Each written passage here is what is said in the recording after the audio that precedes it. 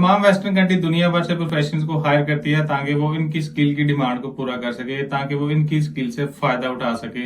लेकिन जब भी किसी बाहर से, किसी दूसरे या स्पेशली थर्ड वर्ल्ड कंट्री से किसी को हायर किया जाता है तो उनकी एजुकेशन, उनकी क्वालिफिकेशन और उनकी स्किल को जज किया जाता है। और उसको जज करने के लिए हर कंट्री का अपना कोई ना कोई क्राइटेरिया है।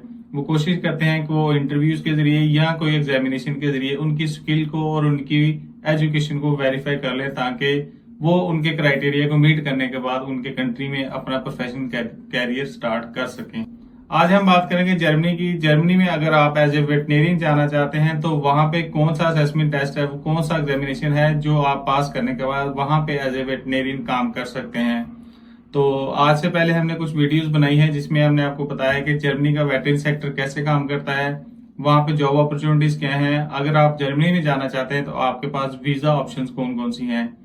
तो आज की वीडियो में हम बात करें एग्जामिनेशन की। अगर आप वहां पे चले जाते हैं और वहां पे जाके अपना वेटनरी कैरियर स्टार्ट करना चाहते हैं और वहां पे वेटनरी का लाइसेंस लेना चाहते हैं तो वो आप कैसे ले सकते हैं। मेरा नाम है डॉक्टर सरफराज असलम और आप देख रहे हैं हमारा ऑफिशियल यूट्यूब चैनल। अगर आप इस चैनल पर नए हैं तो इस चैनल को सब्सक्राइब कर लें ताकि मजीद आने वाली वीडियोस का नोटिफिकेशन आप तक पहुंचता रहे। Subscribe now. Germany central Europe में पाया जाने वाला यूरोपियन यूनियन का मेजर कंट्री है। अगर आपने अपनी वेटनरी की डिग्री किसी ऐसे कॉलेज या यूनिवर्सिटी से की है जो कि इन यूरोपियन कंट्रीज की लिस्ट में आता है, देन आपको बहुत ज्यादा मेहनत या बहुत ज्यादा स्ट्रगल नहीं करनी पड़ेगी अगर आप वहां पे लाइसेंस लेना चाहते हैं। लेकिन अगर आपने अपनी डिग्री किसी ऐसे कंट्री से की है जो कि इस यूरोपियन यूनियन में नहीं आता या अमेरिका, कनाडा, यूएसए वगैरह से नहीं रजिस्टर्ड, देन आपके पास क्या ऑप्शंस हैं। आपको पहले ये चीज चेक करना पड़ेगी कि आपकी डिग्री जर्मनी के अंदर वेरीफाई है या नहीं।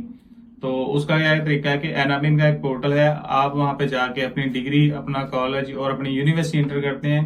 वो आपको बता देते हैं कि आपकी डिग्री जर्मनी के अंदर एक्सेप्टेबल है या नहीं। अगर आपकी डिग्री वहां पे एक्सेप्टेबल है देन आप उसको प्रिंट लेके आपका एक काम तो हो जाता है। लेकिन अगर आपकी डिग्री वहां पे वेरीफाइड नहीं है, आपकी डिग्री जर्मनी के अंदर रजिस्टर्ड नहीं है, देन आपको जैप के पोर्टल पे जाना पड़ेगा और वहां पे जाके आपको अपनी डिग्री की इवैल्यूएशन करवानी पड़ेगी। वो बेसिकली कंपेयर करते हैं अपने सिलेबस, अपने कोर्सेज जो जर्मनी में पढ़ाया जाता है वो और जो आपने पढ़ा है वो कंपेयर करते हैं कि क्या आप उनके क्राइटेरिया पे पूरा उतरते हैं। अगर तो आप उसके क्राइटेरिया पे पूरा उतरते हैं वो आपको इक्वलेंस दे देते हैं, अगर नहीं देन आपको बता देते हैं कि ये सब्जेक्ट जो है डेफिशिएंट है, ये सब्जेक्ट आपने नहीं पढ़ा, आप ये इनरोल करवा लें, ये पढ़ लें, उसके बाद हम आपको इक्वलेंस दे देंगे। एनाबिन का पोर्टल कैसे चेक करना है, इसके अलावा जैब का क्या प्रोसेस है, वहां पे आपने अपनी डिग्री कंपेयर कैसे करवानी है, इक्वलेंस कैसे लेनी है, इससे पिछली वीडियो में हमने आपको डिटेल से पहले बताया, आप वो वीडियो चेक कर सकते हैं। इसके अलावा आपको आइडिया हो जाएगा कि आपकी डिग्री वहां पे वेरीफाई है या नहीं है, या आप कैसे करवा सकते हैं।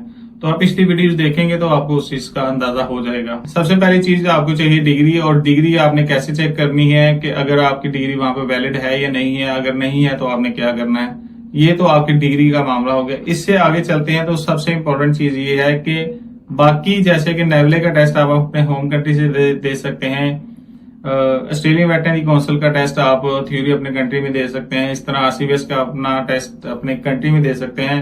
अगर आप जर्मनी में अपना वेटनरी का लाइसेंस लेना चाहते हैं तो सबसे इम्पोर्टेंट चीज ये है कि ना तो इसका थ्योरी आपके होम कंट्री में होगा और ना आपका प्रैक्टिकल अपने होम कंट्री में होगा।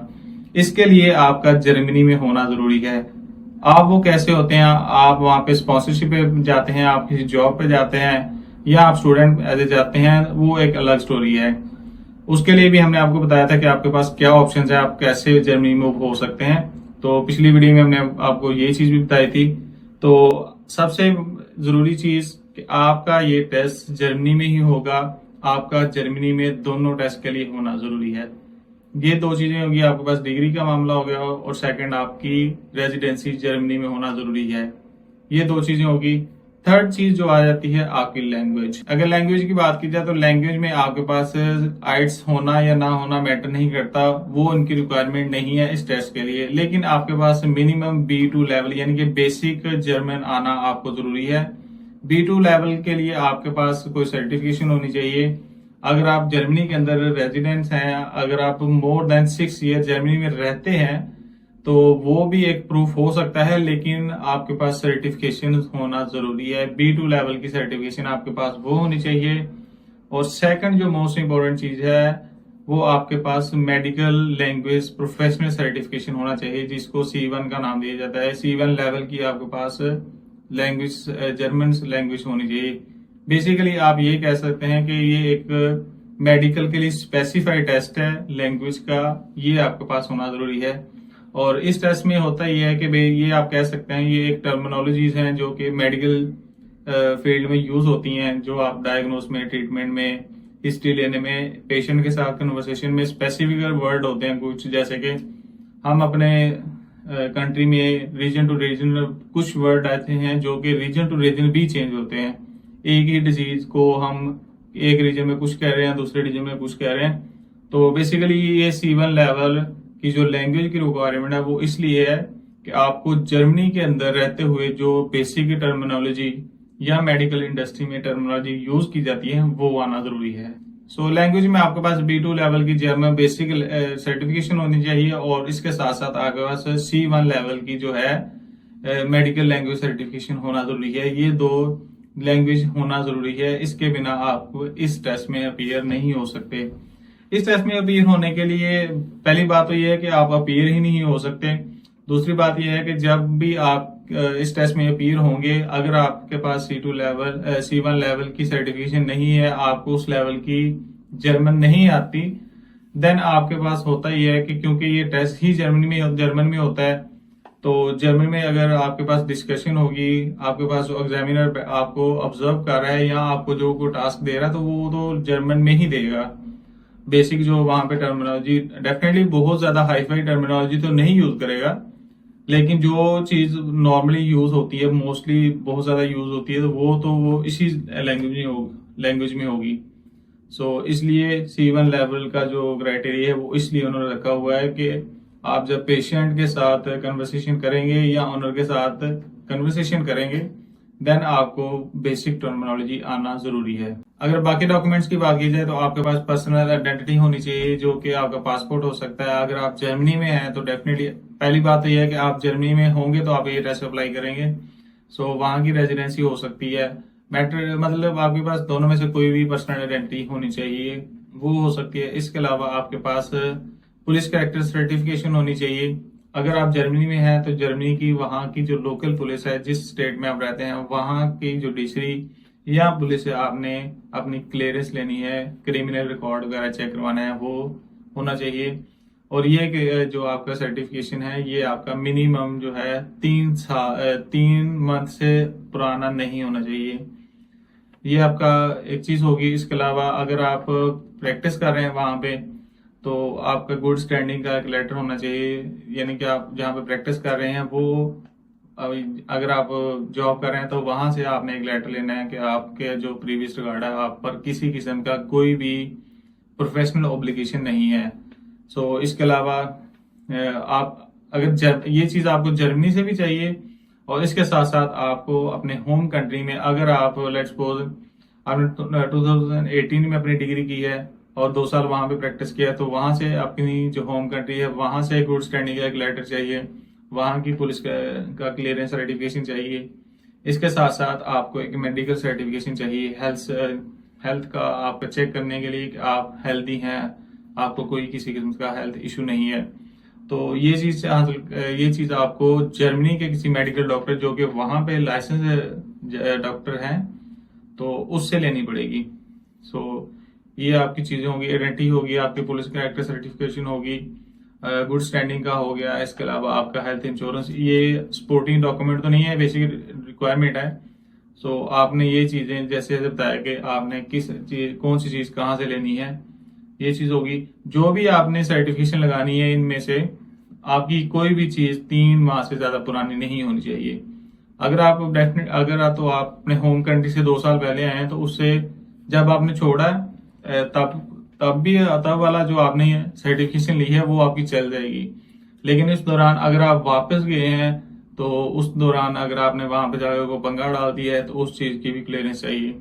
मतलब कि अगर आपने 1 साल में वहां पे नहीं गए, तो 1 साल पुराना भी आपका सर्टिफिकेशन चल जाएगा, क्योंकि आप तो उसके बाद वहां पे गए नहीं है, तो वो भी चल जाएगा। लेकिन उसके बाद अगर आपने जर्मनी में 1 साल गुजारा है, तो 1 साल के दौरान जब आपने अप्लाई करना है, उससे 3 माह पुराना ही चलेगा, पुराना नहीं चलेगा। 3 माह से पुराना लेटर आपने साथ अटैच नहीं करना। एजुकेशन के जो डॉक्यूमेंट्स हैं, डॉक्यूमेंट्स में आपने जो भी आपके पास डिग्री की सर्टिफिकेशन है वो आपने लगा देनी है। इसके अलावा कोशिश नहीं करनी, बल्कि ये बेसिक रिक्वायरमेंट है कि आपने ट्रांसक्रिप्ट साथ में पूरी लगानी है। इसके साथ साथ आपका जो करिकुलम आपने पढ़ा हुआ है उसकी जो डिटेल्स हैं वो भी मांगते हैं कि आपने वो चीज साथ अटैच करनी है, ताकि चीजों को कंपेयर किया जा सके, आया कि जो हम चीज आपसे पूछने जा रहे हैं क्या आपने वो चीज पढ़ी भी है या नहीं। इसलिए आपने डिग्री की ट्रांसक्रिप्ट, ग्रेडिंग के जो शीट्स हैं, मार्कशीट्स हैं, वो साथ लगानी है, डिग्री लगानी है, और जो आपने वहां पे पढ़ा अपनी डिग्री के दौरान उसकी डिटेल्स भी आपने साथ लगानी है। आप अपने होम कंट्री में अगर देखेंगे ऑफिशियल जो भी आपका, जैसे पाकिस्तान में पीवीएमसी है, तो उसकी अगर वेबसाइट पे जाएंगे तो आपको वहां पे करिकुलम की लिस्ट मिल जाएगी, आपने कौन कौन सी चीज पढ़ी है। तो बेसिक आपने वो साथ लगानी है ताकि वो चीज़ों को वैलिडेट कर सकें कि कौन सी चीज़ आपने पढ़ी है, कौन सी चीज़ आपने नहीं पढ़ी हुई। तो उस लिहाज से वो इस आपके एप्लीकेशन को अप्रूव करते हैं, आया आप एलिजिबल हैं इस टेस्ट में अपीयर होने के लिए या नहीं। इसके अलावा आपको एक सीवी चाहिए जिसमें आपकी डिटेल एक्सपीरियंस जो भी आपने पीछे किया है उसकी कंप्लीट डिटेल्स होनी चाहिए, वो आपने साथ लगानी है। लेकिन ये सीवी जो है आपकी जर्मन में होना जरूरी है। जर्मन के अंदर जो टेम्पलेट ऑफिशियल चलता है उसके अकॉर्डिंग होनी चाहिए और जर्मन लैंग्वेज में होनी चाहिए।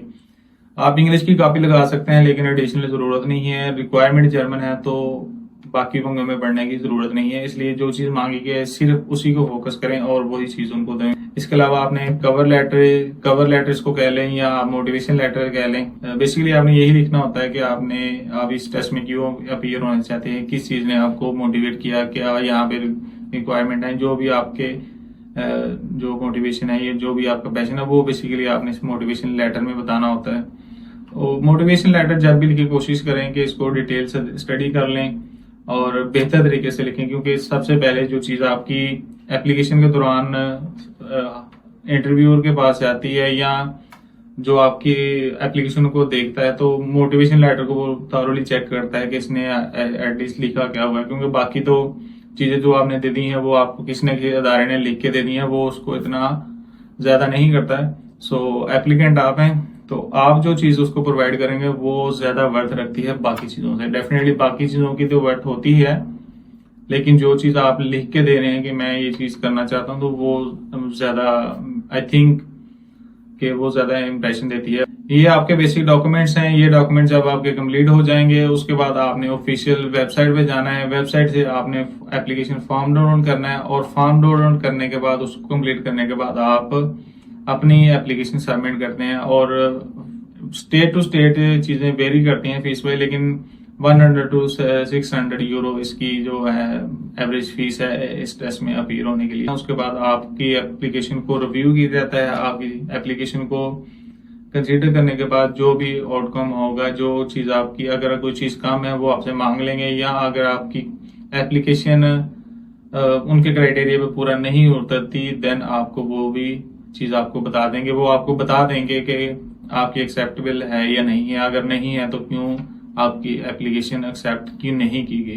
जर्मनी में जो वेटनरी का लाइसेंस है, जो ऑफिशियल इसका वर्ड है, वो अप्रोवेशन यूज किया जाता है। अप्रोवेशन वो लाइसेंस है जो कि किसी वेटनरी को या किसी वेटनरियन को अलाउ करता है वो पूरे जर्मनी के अंदर अपनी प्रैक्टिस कर सकता है। जर्मनी में टोटल 16 स्टेट्स हैं, और अगर आप जर्मनी में कोई अपना वेटनरी का लाइसेंस हासिल कर लेते हैं, जो कि जिसको अप्रोवेशन कहते हैं, तो ये लाइसेंस आपको अलाउ करता है कि आप पूरे जर्मनी में अपनी प्रैक्टिस कर सकते हैं। लेकिन इसे ये बेसिकली फेडरल लेवल पे इशू किया जाता है। तो अगर आप एक स्टेट में काम कर रहे हैं और दूसरी स्टेट में जाके काम करना चाहते हैं, तो फिर भी आपको उनकी स्टेट में जो मौजूद है, क्योंकि स्टेट लेवल का अपना वेटनरी का एक अथॉरिटीज होती हैं और हर स्टेट की अथॉरिटी जो है इंडिविजुअली काम करती है। आपका ये लाइसेंस वैलिड होता है, लेकिन जब भी आप किसी दूसरी स्टेट में जाके काम करते हैं एज ए प्रोफेशनल वेटनेरियन, तो आपको उनकी स्टेट में रजिस्टर होना जरूरी होता है। तो वो इतना लंबा चौड़ा काम नहीं है। मैं आपको पहले पिछली वीडियो में बताया था कि वो चीज आपने कैसे करनी है। वो भी इजी चीज है। आप ओवरऑल एक फेडरल लेवल पे टेस्ट देते हैं जो कि और उसके बाद इंडिविजुअली आप अगर किसी दूसरी स्टेट में जाकर काम करना चाहते हैं तो वो आप वहां पर रजिस्टर्ड होके काम कर सकते हैं। एक तो ये चीज है कि जो कंप्लीट लाइसेंस है को एब्रोवेशन कहते हैं, और एब्रोवेशन के बाद आप पूरे कंट्री के अंदर कहीं भी इंडिविजुअली भी काम कर सकते हैं, अपना बिजनेस भी कर सकते हैं। वो डिपेंड करता है कि आपकी रेजिडेंसी का स्टेटस क्या है। आप वहाँ पे क्लीनिंग कर सकते हैं, आप बिजनेस कर सकते हैं, आप जॉब कर सकते हैं, पेट पे काम कर सकते हैं, या डेयरी पे या पोल्ट्री में, जहां पे भी आप काम करना चाहते हैं। एप्रोबेशन जो है वो आपको अलाउ करता है कि आप कंप्लीट वेटनरी में आप कुछ भी कर सकते हैं जिसमें आपका इंटरेस्ट है या जो भी आप करना चाहते हैं। इसके अलावा अगर आप इस टेस्ट के लिए तैयार नहीं है, आप इस टेस्ट में अपीयर नहीं हो सकते या जो भी रीजन है, स्टिल आपके पास एक ऑप्शन है टेम्परेरी लाइसेंस की। बेसिकली ये जो जर्मन के वर्ड है थोड़े टफ है, मैं जो इंग्लिश के वर्ड है वो आपको बता रहा हूँ। बाकी मैंने डिस्क्रिप्शन में ऑफिशियल जो वर्ड्स हैं या ऑफिशियल वेबसाइट्स के नाम है वो मैंने डिस्क्रिप्शन में मेंशन कर दिया, आप वो चेक कर सकते हैं डिटेल से। बेसिकली होता है कुछ यूं है कि जब भी आप किसी स्पेसिफिक कंट्री के अंदर जाके कोई चीज सर्च आउट करना चाहते हैं तो इंग्लिश के वर्ड सम टाइम आपको उस लिहाज से इंफॉर्मेशन या उस लिहाज से ऑफिशियल वेबसाइट पे या ऑफिशियल जो डॉक्यूमेंटेशन है उस पे लेके नहीं जाते।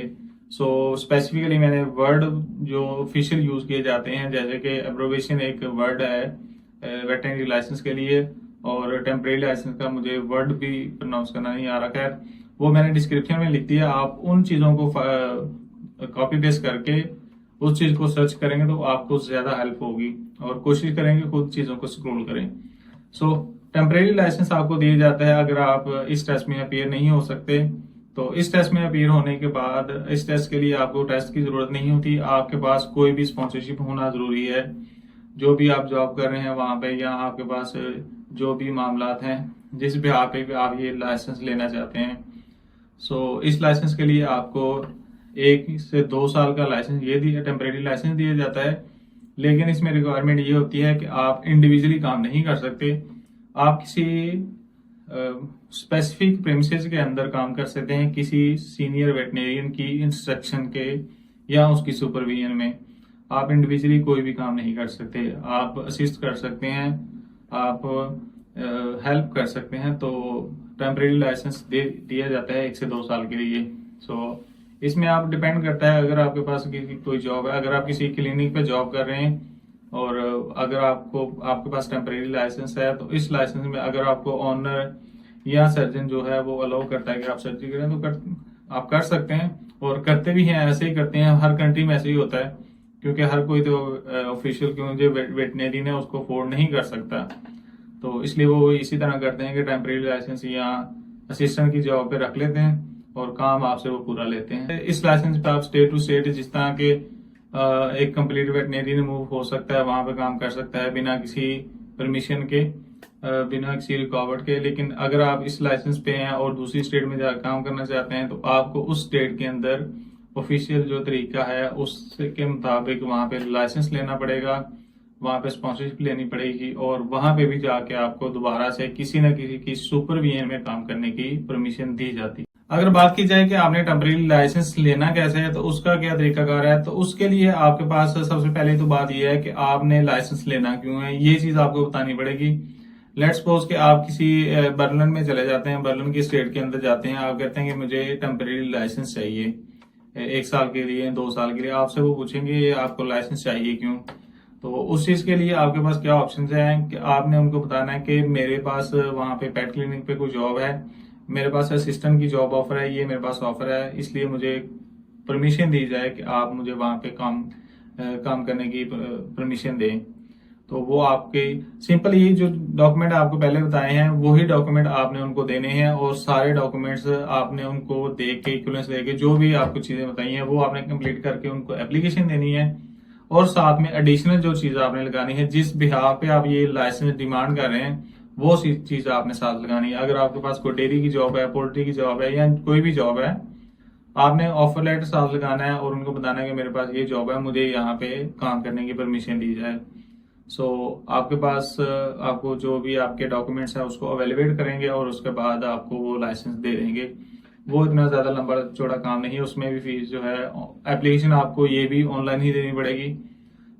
इसके लिए भी आपको सेम प्रोसेस जो है वो देना पड़ेगा, और फीस इसकी भी जो 150 से लेकर 600 है, वो डिपेंड करता है स्टेट टू स्टेट। ये फेडरल लेवल पे नहीं, आपको स्टेट लेवल पे जो वेटरनरी अथॉरिटी है वो आपको ये लाइसेंस देती है, वो चीजों को वेरीफाई करती है। उसके बाद आपको 1 या 2 साल का जितना भी आपके पास जॉब का कॉन्ट्रैक्ट है उस लिहाज से दे देती है। अगर तो आपने एब्रोवेशन यानी कि फुल वेटरनरी लाइसेंस लेना है तो उसके लिए आपने क्या करना है, जो चीज आपको बताई है, जो डॉक्यूमेंट आपको बताए हैं वो आपने कंप्लीट करने हैं। ऑफिशियल वेबसाइट से आपने एप्लीकेशन फॉर्म डाउनलोड करना है, वो फिल करने के बाद आपने फीस सबमिट करवानी है और एप्लीकेशन सबमिट कर देनी है।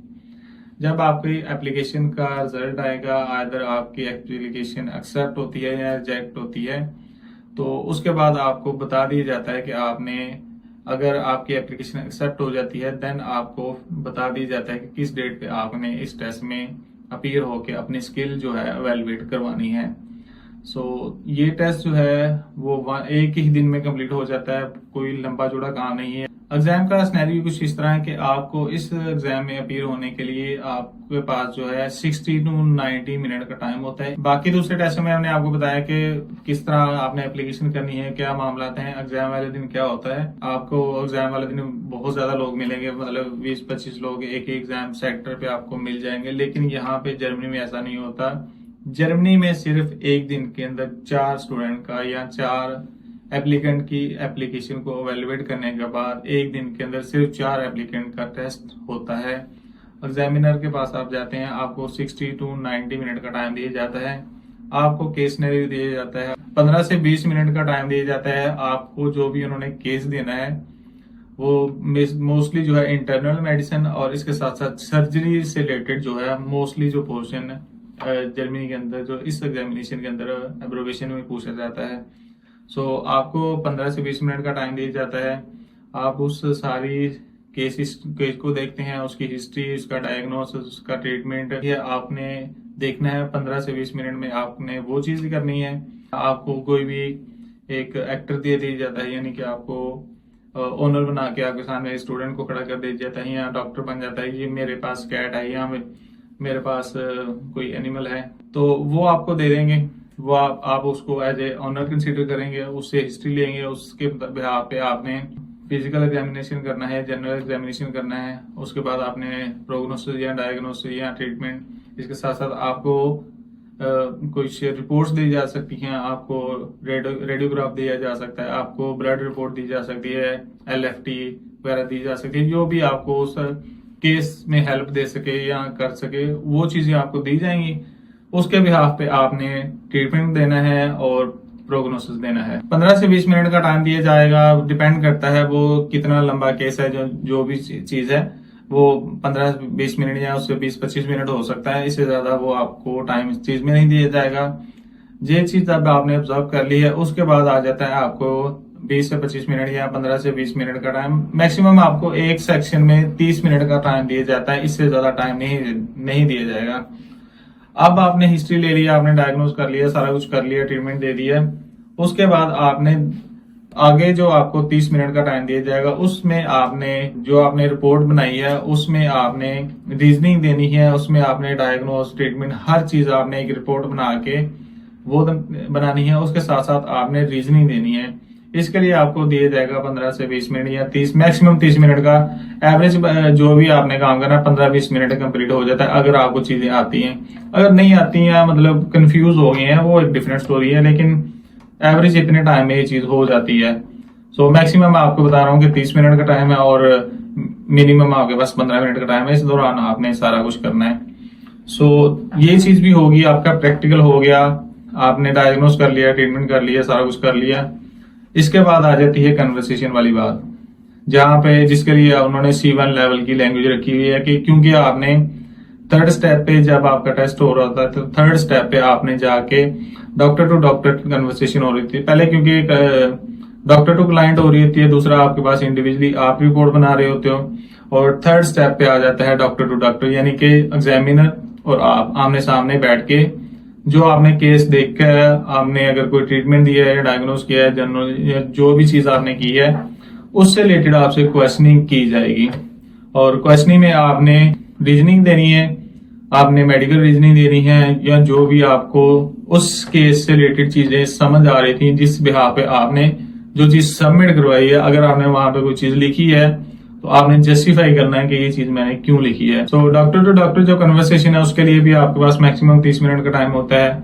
सो उसमें आपने चीजों को कवर करना होता है और इसी पे आपका जो फाइनल एग्जामिनेशन कंप्लीट हो जाता है। सो ये चीज आपकी हो जाती है। यहाँ पे थ्योरी भी आपका इसी तरह हो जाता है, प्रैक्टिकल भी, और आपकी कन्वर्सेशन भी, ओरल भी आपका इसी दिन में, एक ही दिन में सारा कुछ आपका कंप्लीट हो जाता है। अगर सिलेबस की बात की जाए कि कौन सी चीजें पूछी जाती है, तो सेम वही बाकी दूसरे कंट्रीज की तरह, अगर आप इसकी ऑफिशियल वेबसाइट पे जाएंगे, वेटनरी की जो ऑफिशियल उनकी वेबसाइट है उसका लिंक मैंने डिस्क्रिप्शन में दे दिया। अगर आप वहां पे जाएंगे वो आपको अपडेट देते रहते हैं कि आने वाला टेस्ट कब है और कब आप एप्लीकेशन सबमिट करवा सकते हैं और इस टेस्ट में आपसे कौन कौन सी चीजें पूछी जा सकती हैं, वो आपको उसी वेबसाइट पे चीजें मिल जाएंगी। ये वेबसाइट डेफिनेटली जर्मन लैंग्वेज में है, लेकिन वहां पे इंग्लिश की ऑप्शन भी है कि आप इंग्लिश में वो वेबसाइट ट्रांसलेट करके वहां से चीजें देख सकते हैं। सिलेबस का रफ आइडिया ये है कि यहाँ पे इंटरनल मेडिसिन और सर्जरी को मोस्टली फोकस किया जाता है। इंटरनल मेडिसिन, सर्जरी और साथ में लीगल प्रोफेशनल जो कोड वर्ड हैं या उसके लीगैलिटी जो हैं जो भी कंट्री की, ये 3 चीजें हर कंट्री में सेम है। किसी भी कंट्री में आप जाके टेस्ट देंगे तो ये चीजें आप कंफर्म पूछी जाएंगी। Rule of conduct her country में डिफरेंट है, तो उस लिहाज से भी आपको तैयारी करनी होती है। ये 3 चीजें तो आपने कंफर्म हर लिहाज से तैयार रखनी है जब भी अभी किसी भी टेस्ट में अभी होना है। अगर तो बात की जाए सिलेबस की या कौन सी चीजें आपसे पूछी जा सकती हैं, तो मेजर जो क्वेश्चन है, अगर किसी भी कंट्री का आप टेस्ट देखेंगे तो उसमें जो मेजर चीजें हैं वो ये है कि आपको सर्जरी आनी चाहिए, आपको इंटरनल मेडिसिन आनी चाहिए, और लीगल जो वहां पे लीगैलिटीज हैं, जुडिशरी है या मतलब एनिमल से रिलेटेड जितने भी लॉज वगैरह हैं उन चीजों का आपको पता होना जरूरी है। ये चीजें मैंडेटरी हैं किसी भी कंट्री में आप चले जाएं। तो स्पोर्टिंग चीजें, जैसे कि अगर आप सर्जरी का आपसे पूछा जा रहा है तो डेफिनेटली आपको अनाटमी आना जरूरी है। अनाटमी के बिना आप सर्जरी कर नहीं सकते। इसके अलावा अगर आपने ट्रीटमेंट करना है तो ट्रीटमेंट के लिए आपको फार्माकोलॉजी आनी चाहिए। यानी कि सारी की सारी चीजें आपस में इंटरलिंक हैं। एट द एंड बात हुई है कि आपको हर चीज आना जरूरी है। अगर ग्रेडिंग की बात की जाए, नंबरिंग की बात की जाए, तो यहाँ पे ना तो परसेंटेज चलती है और ना यहाँ पे टोटल नंबर चलते हैं। यहाँ पे चलता है ग्रेड्स का सिस्टम, यानी कि अगर आपको ग्रेड 1 दिया जाता है तो आपकी परफॉर्मेंस एक्सीलेंट है, अगर आपको ग्रेड 2 दिया जाता है आपकी परफॉर्मेंस गुड है, और अगर आपको 3 दिया जाता है तो आपकी एवरेज है। और GUT गट जो है स्पेसिफिक वर्ड है जो कि ग्रेडिंग में यूज किया जाता है, जिसको सर गट 1, गट 2, गट 3 इस तरह का जो सिस्टम है। सो ये इनका मार्किंग का सिस्टम है। अगर टाइमलाइन की बात की जाए तो आपको टाइम कितना लगेगा, अगर तो आपने जैब से डॉक्यूमेंट कंप्लीट करवा ली हैं देन आपको टाइम कम लगेगा। लेकिन अगर आपने जैब से डॉक्यूमेंट कंप्लीट करवाने हैं, वहां से इक्विवेलेंस लेनी है, तो जैब में हमने आपको बताया कि जैब की जो ऑफिशियल वेबसाइट पे टाइम मेंशन है वो 3 मंथ का टाइम है कि आपको 3 मंथ के अंदर इक्विवेलेंस मिल जाएगी। लेकिन अगर आपको सम टाइम बिजी होने की वजह से आप बिजी टाइम में अपने एप्लीकेशन सबमिट करवाते हैं, देन आपको उससे ज्यादा टाइम भी, यानी 4 से 5 मंथ भी लग सकते हैं। उसके बाद आपने जब एप्लीकेशन कंप्लीट कर लिया उसके बाद लैंग्वेज की बात आ जाती है। लैंग्वेज डिपेंड करता है कि आप कितनी देर में लैंग्वेज कर लेते हैं। जब आप डॉक्यूमेंट कंप्लीट कर लेते हैं, डॉक्यूमेंट कंप्लीट करने के बाद आप ऑनलाइन अप्लाई कर लेते हैं। अप्लाई करने के बाद जो आपको वेट करना पड़ सकता है वो 1 to 6 मंथ का टाइम लग सकता है। अगर आप लकी रहे आपको टाइम जल्दी मिल जाता है, स्लॉट मिल जाती है, क्योंकि यहाँ पे कोई स्पेसिफिक टाइम नहीं होता जैसे कि बाकी कंट्रीज की तरह कि स्पेसिफिक टाइम के दौरान आप एप्लीकेशन देते हैं और आप एप्लीकेशन देने के बाद आपको एक स्पेसिफिक टाइम के बाद जो है आपकी एक्सेप्ट या रिजेक्ट होने के बाद आपको टाइम दिया जाता है। लेकिन यहाँ पे वो टाइम सीन नहीं है। यहाँ पे स्लॉट का सिस्टम होता है। जब भी कोई स्लॉट अवेलेबल होती है तो वो आपको स्लॉट में टाइम दे देते हैं। 1 to 6 मंथ में आपको स्लॉट मिल सकती है। तो 6 मंथ का कंसीडर करें या 1 मंथ का कंसीडर करें, वो डिपेंड करता है कितना जो सिस्टम है वो बिजी है। अगर आपको स्लॉट भी मिल जाती है, स्लॉट के बाद आपको जब आप टेस्ट में अपीयर हो जाते हैं, कंप्लीट कर लेते हैं सारा कुछ, उसके बाद जो 1 to 3 वीक का टाइम आपके रिजल्ट आने में लग जाता है। तो जब आपका रिजल्ट आ जाता है उसके बाद आपने अगर किसी स्पेसिफिक स्टेट के अंदर जाकर काम करना है, अगर आप लेट्स सपोज बर्लिन में है, बर्लिन में काम करना चाहते हैं, तो वहां पे तो आप ऑटोमेटिकली रजिस्टर्ड हो जाते हैं। लेकिन अगर आपने किसी दूसरी स्टेट में जाकर काम करना है तो वहां पे आपको दोबारा से रजिस्टर्ड होना पड़ता है। लेकिन उसके लिए क्योंकि ऑलरेडी आपकी डॉक्यूमेंटेशन कंप्लीट है, सो वो भी 1 हफ्ते के अंदर अंदर आपका काम वो भी हो जाता है। वो इतना लंबा चौड़ा काम नहीं है, क्योंकि आपके डॉक्यूमेंट ऑलरेडी वेरीफाइड हो चुके होते हैं अपना स्ट्रेस में अपीयर होने से पहले। सो वो इतना ज़्यादा हेडेक वाला काम नहीं है। सो आपने सिर्फ जाके वहाँ पे स्पॉन्सरशिप लगानी होती है, जो जिस जहाँ पे भी आपने जाकर काम करना है। क्योंकि जब भी आप किसी दूसरी स्टेट में जाएंगे, किसी पर्पस के लिए जाएंगे ना, तो अगर आप जॉब के लिए जा रहे हैं तो आपको जॉब ऑफर होगा, आप उनको जॉब ऑफर देते हैं और आप अपना लाइसेंस साथ लगा के अपनी चीजें पूरी करके कंप्लीट आप वहां पे जाके काम स्टार्ट कर सकते हैं। उम्मीद है कि इस वीडियो के बाद आपको थोड़ा बहुत आइडिया हो गया होगा कि क्या जर्मनी के अंदर वेटनरी का जो लाइसेंस है वो कैसे लिया जा सकता है, और अगर आप प्लान कर रहे हैं तो कैसे चीजों को मैनेज करके या किस तरह आप लेके चल सकते हैं। तो अगर आप इन दोनों चीज़ों को, टेम्परेरी लाइसेंस और फुल लाइसेंस को थोड़ा कंपेयर करें, तो उसमें ये है कि आपको जो फुल कंप्लीट लाइसेंस दिया जाता है एप्रोवेशन, जिसके लिए आपको टेस्ट देना पड़ता है। टेम्परेरी में आपको टेस्ट नहीं देना पड़ता। कंप्लीट लाइसेंस है, इसके लिए आप अपना क्लिनिक बना सकते हैं, और टेम्परेरी में आप क्लिनिक नहीं बना सकते। क्लिनिक है या अपनी प्रैक्टिस है वो खुद कर सकते हैं, लेकिन टेम्परेरी लाइसेंस पे आप इंडिविजुअली काम नहीं कर सकते, आपको किसी न किसी की सुपरविजन में काम करना पड़ता है। आपके पास मैंडेटरी चीज है वो स्पॉन्सरशिप होनी जरूरी है। और फुल लाइसेंस पे लिए आपके पास स्पॉन्सरशिप ना भी हो तो आप काम कर सकते हैं। अगर बात की जाए टेस्ट की, टेस्ट जैसे कि पहले बताया कि टेस्ट नहीं चाहिए टेम्परेरी में। और अगर आप फुल लाइसेंस की बात करें तो फुल लाइसेंस में आपको टेस्ट देना पड़ता है, जिसमें आपको 10 to 20 जो है केस सिनेरियो दिए जाते हैं, रियल टाइम केस सिनेरियो दिए जाते हैं, वो आपको जस्टिफाई करने होते हैं।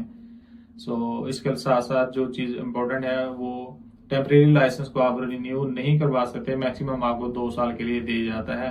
लेकिन जो फुल लाइसेंस है वो डेफिनेटली आपके पास कंप्लीट है, वो आपको दोबारा से रिन्यू नहीं करवाना पड़ता है। टेम्परेरी लाइसेंस में आप सिर्फ एक स्टेट में जो आपको इशू करती है आप वहीं पे काम कर सकते हैं, किसी दूसरी स्टेट में जाके काम नहीं कर सकते। अगर आपने दूसरी स्टेट में काम करना है तो उसके लिए आपको वहां पे परमिशन लेनी पड़ेगी, वहां से लाइसेंस लेना पड़ेगा। फुल लाइसेंस में आप किसी भी स्टेट में, जो 16 स्टेट है जर्मनी की, वहां पे काम कर सकते हैं। अगर मजीद आप चीजों को स्टडी करना चाहते हैं, मजीद इस लाइसेंस के बारे में जानना चाहते हैं, तो डिस्क्रिप्शन में मैंने इनके ऑफिशियल लिंक मेंशन कर दी है, आप वो देखें, वहां पे चीजों को खुद से स्क्रॉल करें, खुद से उनको स्टडी करें। और इसके साथ साथ जो ऑफिशियल वर्ड्स हैं, जो स्पेसिफिक वर्ड हैं जर्मन लैंग्वेज के, हर वर्ड के, जैसे कि एप्रोवेशन या टेम्परेरी लाइसेंस का, इसके अलावा उनकी ऑफिशियल वेबसाइट्स हैं, उनके लिंक मैंने डिस्क्रिप्शन में मेंशन कर दिए हैं, वो भी आप चेक करें। पिछली वीडियोज में मैंने आपको बताया कि जर्मनी के अंदर कितनी वेटनरी की जॉब्स हैं, क्या अपॉर्चुनिटीज हैं, कैसे आप वो जॉब हासिल कर सकते हैं। उन जॉब जो हंटिंग वेबसाइट है उसके डिस्क्रिप्शन में मैंने लिंक मेंशन किए थे।